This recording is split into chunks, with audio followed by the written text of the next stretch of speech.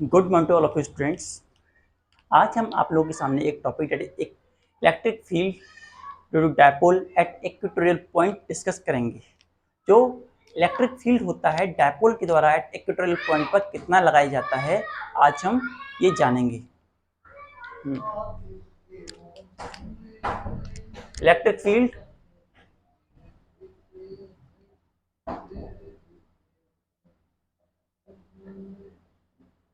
Due to dipole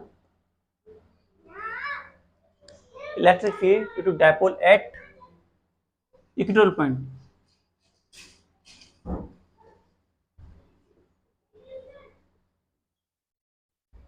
equatorial point पर कितना electric field लगता है, इसके लिए हम एक डायपोल कंसीडर करते हैं प्लस क्यू माइनस क्यू, और in this manner they have a distance to r in name. Okay, we are going to take distance in them equal to a, here a and a. Now an equatorial point we are going to take at a point p. हमने ये equatorial point लिया, यहाँ पर हम यहाँ पर नीचे देखते हैं इक्वेटोरियल पॉइंट लिया, यहाँ पे यहाँ से लेकर के यहाँ का डिस्टेंस, ये जो O है इसका डिस्टेंस यहाँ से हमने R लिया।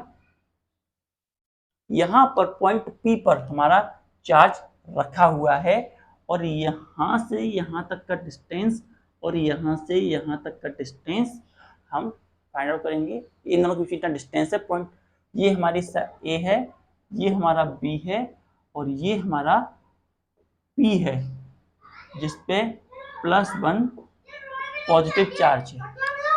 We have the value +1 positive charge. Now electric field at point P due to dead charge on resolving into components, हाँ हम इसे E1 sin theta and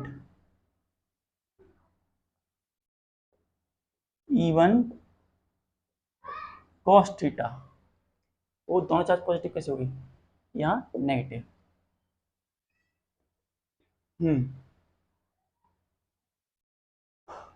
similarly यहाँ से ये चार्ज इधर से ये गया, तो यहाँ E1 cos थीटा और इधर E2 sin थीटा। हमारे पास ये कंडीशन बनती है पॉइंट P पर। हम देखते हैं जब पॉइंट A से पॉइंट P पर जा रहा है और रिजॉल्व करते हैं E1 sin theta E1 cos theta, इस तरीके से हमें देखने को मिलते हैं। E2 sin theta E1 cos theta हमें इस तरीके से देखने को मिलता है। तो हमें यहाँ पर एक कॉमन बात देखने को मिल रही है कि E1 cos theta E1 sin theta एक सेम डायरेक्शन में है, और वहीं E1 sin theta and E2 cos sin theta दोनों अपोजिट डायरेक्शन में एक्ट कर रहे हैं। नाउ हम वर्डिंग हम नहीं लिख रहे, लेकिन हम आपको समझा दे रहे हैं। Consider a dipole AB applying an electrostatic force on a point P and distance in between the dipole from a center O to P is R, and dipole has a length 2a and electric. now इतना सब कुछ कहने के बाद में, लिखने के बाद में, अब हम कहेंगे electric field at point P due to charge Q। Electric field at a point P, electric field at a point P due to charge at A। जो A के पास चार्ज है उसके द्वारा इलेक्ट्रिक फील्ड कितना लगाया गया, उसे हम कहेंगे E1, E वेक्टर का modulus E1 equal to 1/4 pi Q and AP का होल स्क्वायर। ये राइट एंगल ट्रायंगल है, तो हम कह सकते हैं इन राइट एंगल ट्रायंगल जो AP हाइपोटेन्यूज की तरह कर रहा है, AP का स्क्वायर बराबर होगा A square plus R square के। A square plus R square के बराबर हो जाएगा। तो हम यहाँ पर AP की जगह पहले पुट कर देते हैं 1/4 pi Q A square plus R square के बराबर। A square plus R square के बराबर हमारी वैल्यू बनेगी। Similarly electric field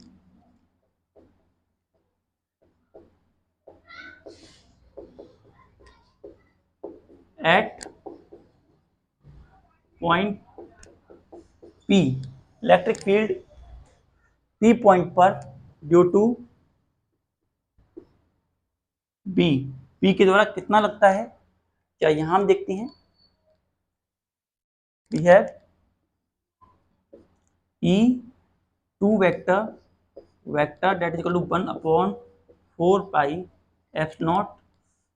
Q BP का whole square.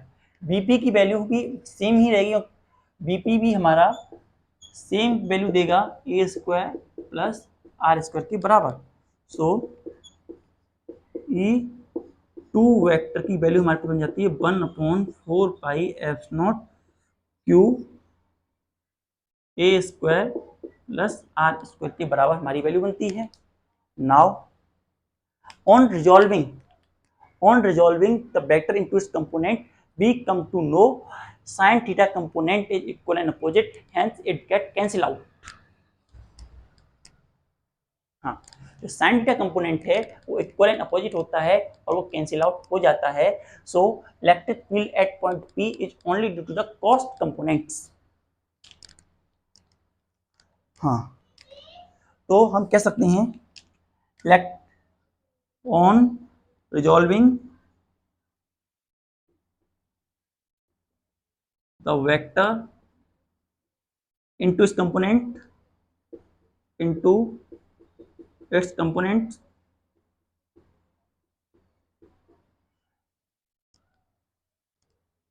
sin theta component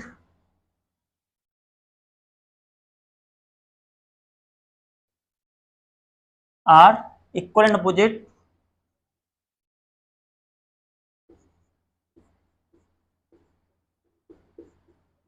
and cancel out, इसीलिए वो कैंसिल हो जाते हैं। So electric field at point P is only due to cos component. Electric field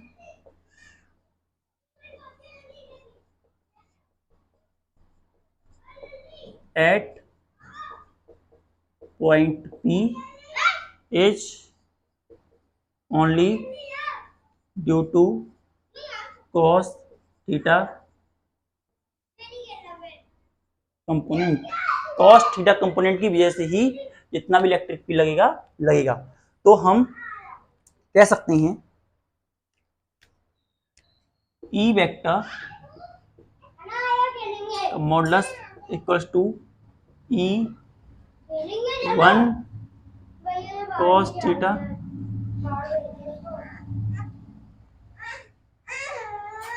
plus E2 cos theta.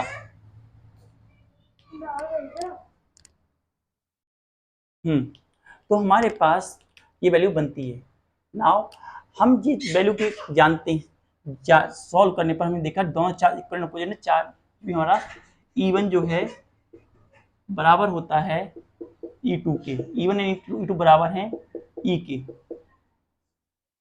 तो हम इसे लिख सकते हैं E equatorial equals to E cos theta plus E cos theta. So E equatorial equal to E cos theta. Now यहाँ पर हमारे theta जो है ये थीटा है जिस एंगल पर यहाँ पर ये बन रहा है, तो इसके बेसिस पर हम कॉस थीटा की वैल्यू फाइंड आउट करेंगे। तो जब कॉस थीटा की वैल्यू जब हम इस ट्रायंगल में फाइंड आउट करते हैं तो ये हमारे लिए बेस बनता है।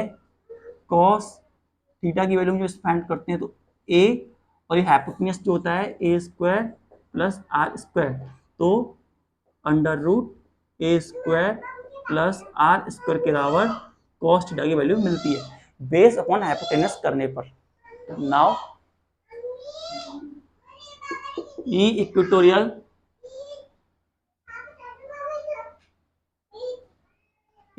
Equals to 2 into 1/4 pi q r square into हमारे पास ए की वैल्यू कॉस थीटा की वैल्यू है ए, यहाँ आर नहीं, a square plus r square, और यहाँ under root a square plus r square के बराबर वैल्यू हमें ऑब्टेन होती है। सो ई इक्वेटोरियल की जो वैल्यू होती है वो बराबर होती है 1/4 pi epsilon 2 q a square plus r square under root a square plus r square के बराबर। और जब हम इसे इकट्ठा लिखते हैं तो ई इक्वेटोरियल की value 1/4 pi epsilon 2 q a square plus r square 3/2 के बराबर वैल्यू हमें मिलती है। और जैसे हम जानते हैं तो 2 क्यू ए है वो पी रेडिक डायपोल मोमेंट के बराबर होता है, तो इसके पी लिख देते हैं। तो ये इक्वेटोरियल की वैल्यू हमारे पास बनती है 1/4 pi epsilon p a square plus r square 3/2 के बराबर वैल्यू हमें ऑब्टेन होती है इन जनरल मैनर। अगर हमारी आर की वैल्यू बहुत ज़्यादा है ए के कंपेरिजन में तो हम ए को नेगलेक्ट कर देते हैं, तो ई इक्वेटोरियल की वैल्यू हमारे पास बनती है 1/4 pi epsilon P R cube के बराबर। ये हमारे पास ई इक्वेटोरियल है। और ई एक्सियल जो हमने निकाला था, ई एक्सियल जो था 1/4 pi epsilon 2 P R cube के बराबर होती है। तो और इन दोनों को देखने से हमें पता चलता है जो ई एक्सियल होता है वो डबल होता है ई इक्वेटोरियल के। ई एक्सियल जो होता है ई इक्वेटोरियल कंपेरिजन में डबल वैल्यू देता है।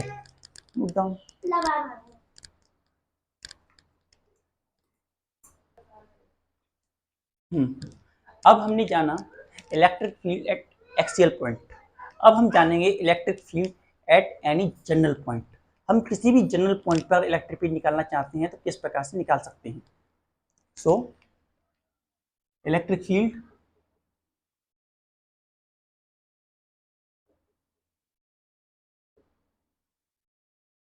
ड्यू टू डायपोल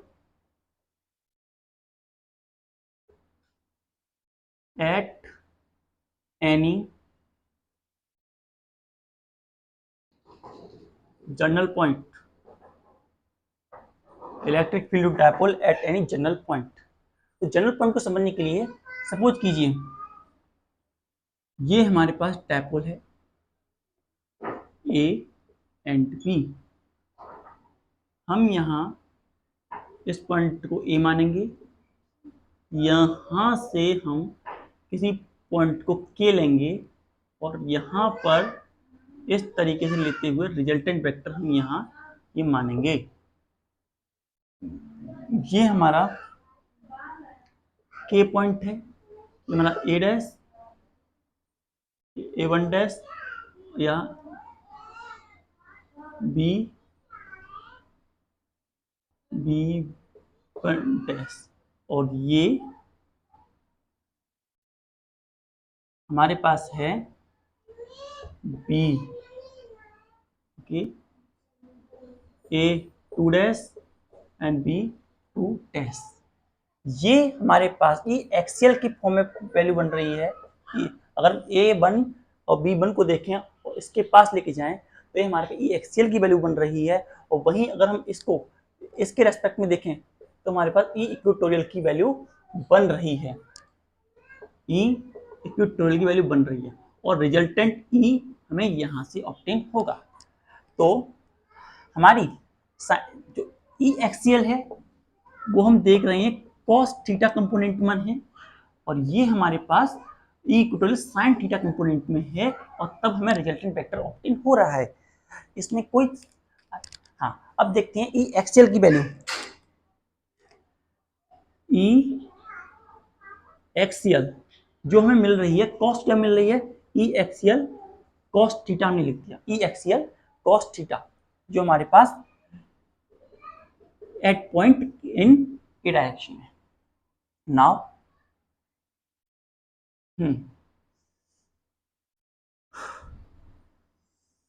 एक वैल्यू हमारे पास ये हो गई E1, दूसरी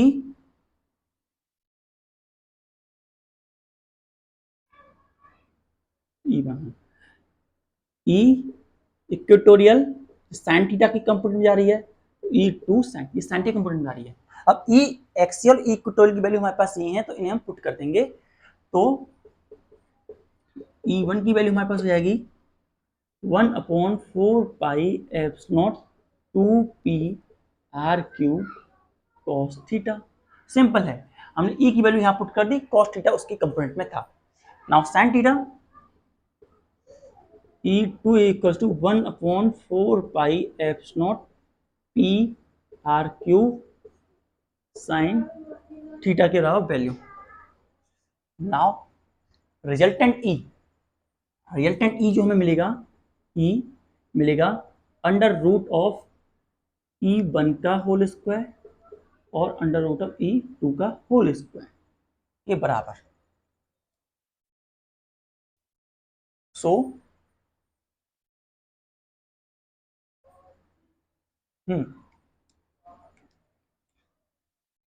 अब हम इसको वैल्यू में पुट करते हैं। ई की वैल्यू हमारे पास क्या बनती है, हम देखते हैं जरा। E equals to 2p 4 pi F not are cube cos theta का होल स्क्वायर हम यहाँ होल स्क्वायर उधर ले गए हैं plus 2p sine theta upon 4 pi F not are cube का होल स्क्वायर। अंडर रूट को उधर ले जाएं तो ई बराबर बनता है under root bracket 2p cos theta 4 pi F not are cube का whole square plus p sine theta 4 pi F not are cube का होल स्क्वायर। इसमें से जो हमें कॉमन मिल रहा है उसे हम बाहर निकाल लेंगे। तो क्या कॉमन मिल रहा है उसे देखते हैं।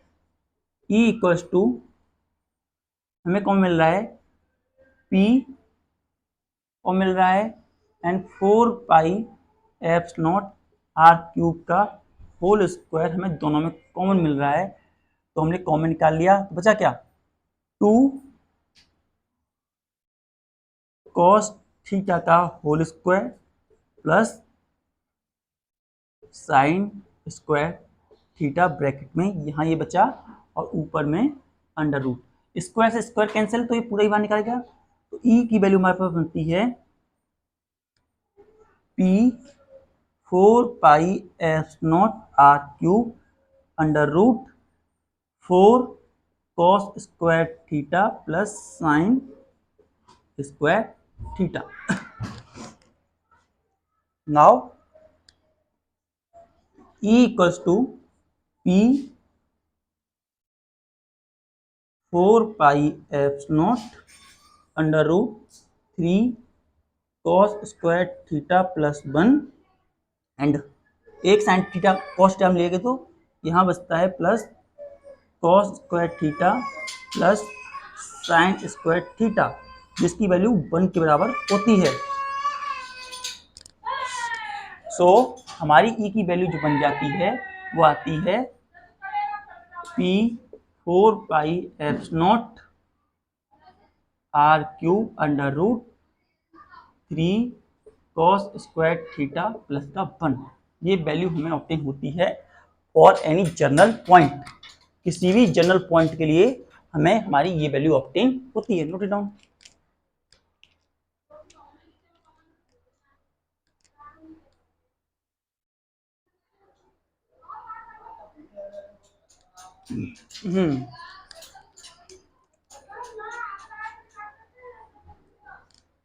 देखिए यहाँ पे अगर हम